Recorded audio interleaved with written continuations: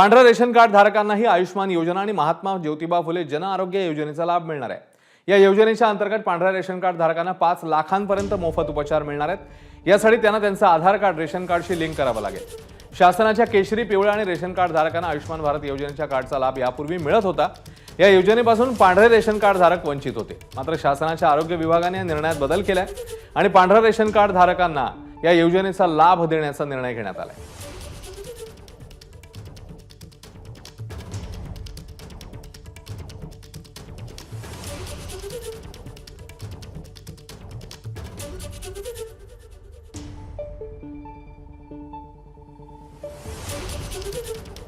दरम्यान 5 लाखांपर्यंतचे उपचार आता मोफत मिळणार आहेत। मात्र याकरता काय करावं लागेल तर रेशन कार्ड आणि आधार कार्ड हे तुम्हाला लिंक करावं लागेल।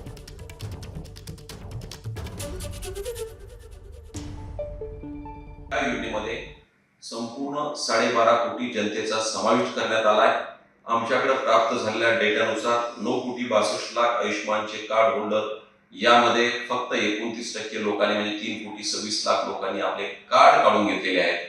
माझी या व्हिडिओद्वारे आपणास नम्र विनंती आहे की आपल्याला 5 लाख रुपयापर्यंत मोफत उपचार मिळवायचे असतील तर आपले आधार कार्ड आणि रेशन कार्ड हे एकत्र संलग्न करण्यासाठी आम्हाला सहकार्य करावे। एबीपी माझा, उघडा डोळे बघा नीट।